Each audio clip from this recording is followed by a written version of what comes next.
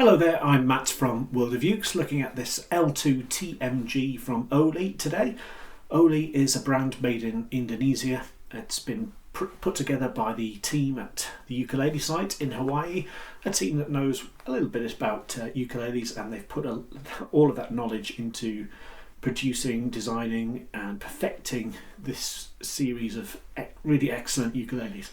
I've had these for a little while now. I should have been making videos as soon as I got them, but it's been a little bit busy here at World of Ukes, and therefore the contribution I've made so far to Oli is waking up in the middle of the night thinking, nobody knows I've got them, and worrying about having my money tied up in stock that's sitting in the storeroom.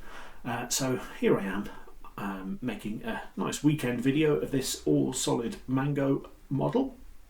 So the L2-TMG, it's one of their slightly fancier range. It has more to it than the L1 series. It's all solid mango, as I've mentioned, and there's just so much going on.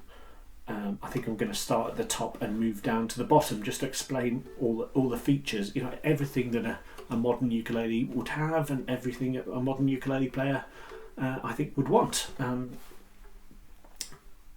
You may not like every choice, but you know, they're well thought out. We've got an ebony faceplate with a really nice mango inlays in wood on the back. Goto UPT tuners. Often say they're the Rolls Royce of tuners. They're just lightweight, smooth, strong. They're great and they look smart. Ebony fingerboard, which is 37mm nut. You know, even that is, you know, it's just a clever choice because it's not so wide that it puts someone off like me who perhaps favours or is most used to 35mm, and then unless your fingers are really big, then you're going to find it wide enough. You've got a nice smooth satin finish neck. These are made in the same facility as Pono, and if you've ever played a Pono, it's got a really chunky neck, but this is much more rounded. It's it's more shallow. It's just a nice neck. We've got a radiused fretboard, so that, if you're not familiar with that term, it's just a very slight curve on the frets and kind of mimics the curve on your finger. This is perhaps not the most important feature, but I love these position markers down the side, which go over the edge of the bound fingerboard. Just a little decorative feature, but it just seems so efficient and neat and smart looking. The body is gloss, and they've got nice hardwood comfort edge here, which is extremely smooth. Just so you don't get a red mark on your arm when you're playing for long periods, which you'll want to do with one of these. Side sound port, which directs a lot of nice sound up to you as a player. Some luthiers say that it just makes the overall tone sweeter. It's difficult to know unless you've drilled a hole in, played one and then drilled a hole in it and then played it again. But I'll take their word for it. And there's binding around the body and down the back there. The strings are Koalau Aho, I think they're called. They're fluorocarbon. They're really nice, actually. I'm quite fussy on strings, and I do like these. They're maybe slightly. They're not the thinnest, but they're not thick. They're super smooth and they ring out nicely. And this one has a Fremont low G. They all come that way. The tenors, but there's enough punch in those C, E, and A strings to kind of marry up and balance out nicely. So the L2-TMG. If you want to, I'm sure you'll be able to find the ukulele sites players elsewhere on YouTube playing it beautifully. But if you want to hear what a normal person sounds like playing it, you can listen on and hear a demo of this Oli ukulele from me.